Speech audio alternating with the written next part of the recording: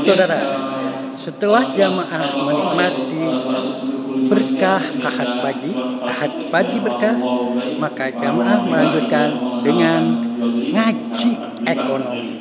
Sekali lagi, ngaji ekonomi. Apa yang dikaji?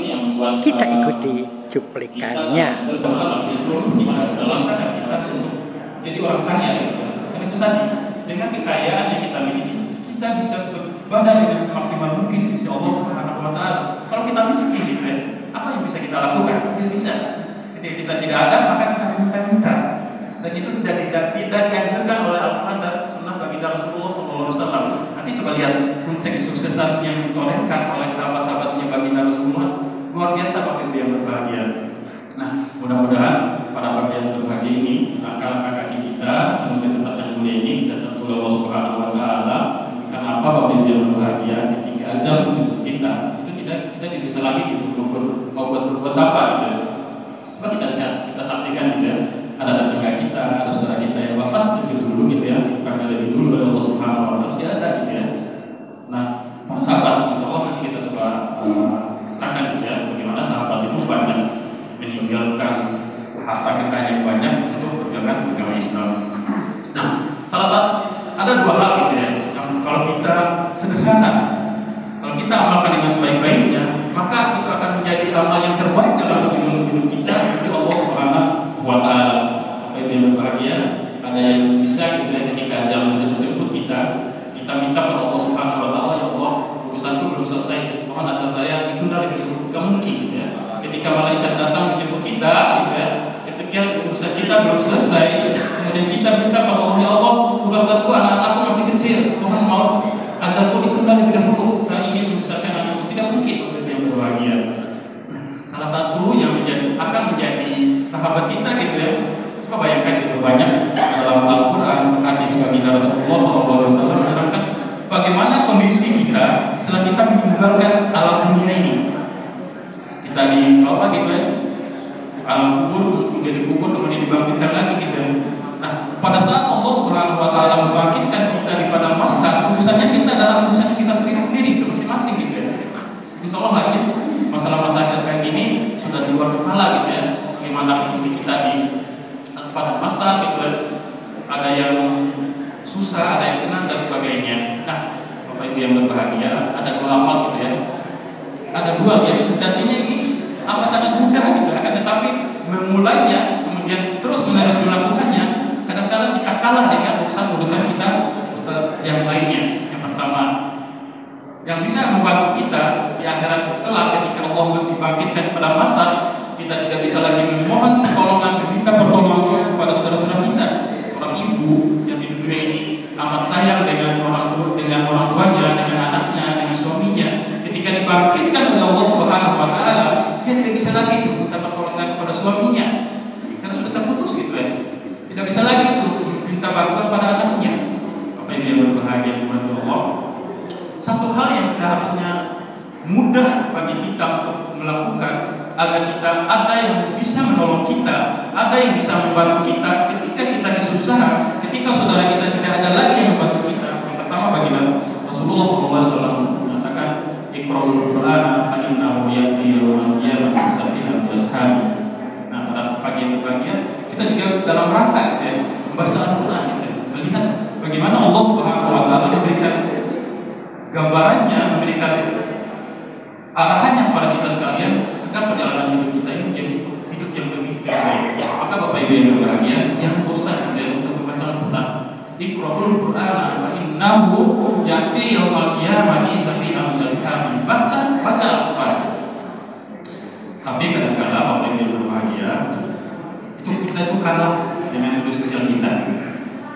Apa yang ada dari kita yang secepatnya kecil ini kadang kita kalah gitu ya.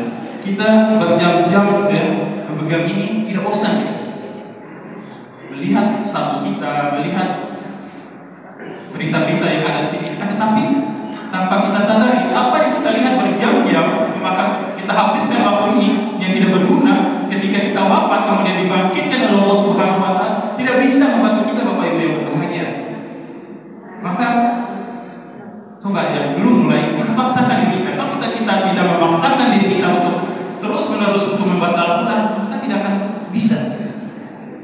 Iqra'ul Qur'an fa innahu ya'ti yaumil qiyamati syafi'an jasari. Baca itu. Gak usah banyak Bapak Ibu yang berbahagia. Sekarang kita sholat wajib setengah halaman dari Al-Quran kita 3-4 ayat, tetapi kontinu terus menerus. Maka itu akan menjadi kebiasaan dalam kehidupan kita. Dan itulah yang akan membantu kita Bapak Ibu yang berbahagia. Iqra'ul Qur'an fa innahu, dia akan datang gitu pada hari kiamat. Syafi'an yang akan menolong kita gitu. Bapak kita, orang tua kita, suami kita, istri kita tidak bisa lagi. Nah, salah satunya adalah Al-Quran yang kita baca. Sholat aja Bapak yang benar 3-4 ayat saja, nggak usah banyak-banyak. Kemudian kita resapi dengan sebaik-baiknya gitu ya. Kita pahami dengan sedikit demi sedikit gitu ya. Insya Allah gitu, kita akan menolong kita. Kemudian juga Bapak yang berbahagia yang selamatnya adalah syafaatnya baginda Rasulullah SAW. Bapak Ibu yang berbahagia firman Allah, tadi saya coba ngobrol gitu ya dengan Pak Budi gitu ya. Pak Budi teman kita gitu kalau saya di kantor gitu. Kaitannya dengan bagaimana sih agar dalam perjalanan hidup kita bisa memberikan kontribusi gitu ya, terhadap perekonomian umat gitu ya. Paling tidak bagaimana kondisi ekonomi keluarga kita bisa maju gitu ya. Nah, rata-rata gitu ya kalau kita lihat Bapak Ibu yang berbahagia, ketika usia kita mungkin sudah masuk usia 40, 50, kemudian kita juga bekerja juga sudah maksimal gitu ya, dan sudah tidak bekerja lagi di instansi atau di lembaga, maka apa yang harus kita lakukan sementara kita masih membutuhkan gitu ya untuk membiayai paling tidak diri kita, keluarga kita, orang-orang yang ada di sekeliling kita. Karena kita tadi Bapak yang berbahagia, ketika kita miskin, ketika kita tidak memiliki harta yang cukup, maka akan menjadi beban bagi orang lain gitu ya. Sehingga perekonomian ini harus terus kita jalankan, terus kita aplikasikan dalam kehidupan kita sehari-hari. Bapak Ibu yang berbahagia, banyak ya Allah Subhanahu wa taala itu memberikan gambaran kepada kita sekalian.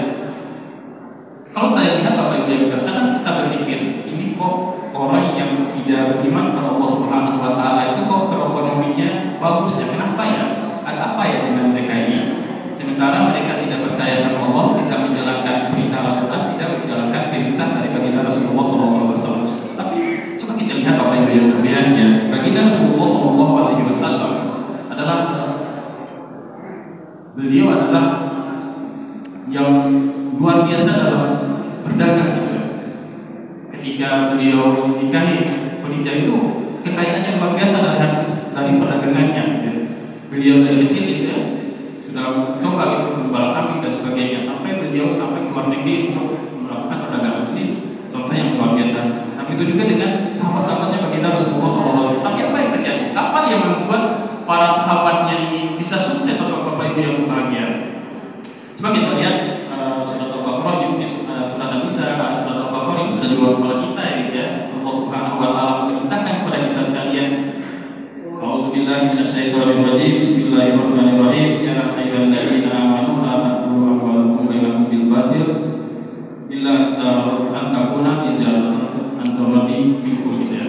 Yang artinya, hai orang-orang yang beriman, janganlah kamu saling memakan harta sesamamu dengan cara yang batil, kecuali dengan jalan perniagaan yang berlaku dengan suka sama sukaan tawar di minkum di antara kamu, dan jangan kamu membunuh dirimu sendiri. Sesungguhnya Allah Maha Penyayang, Maha kepadamu. Ngaji ekonomi yang diselenggarakan di Darul Mutakin, Masjid Darul Mutakin, Perumahan Tanting 3, Jakarta KM 8, Ngayogyakarta, Hadiningrat. Mudah-mudahan bisa mendapat menjadikan mau'izah dan juga untuk menjadikan teladan ataupun model pengembangan pengajian-pengajian di masjid-masjid lain. Jangan lupa ngaji ekonomi. Demikian, mudah-mudahan bermanfaat. Bila taufiq wal hidayah. Assalamualaikum warahmatullahi wabarakatuh.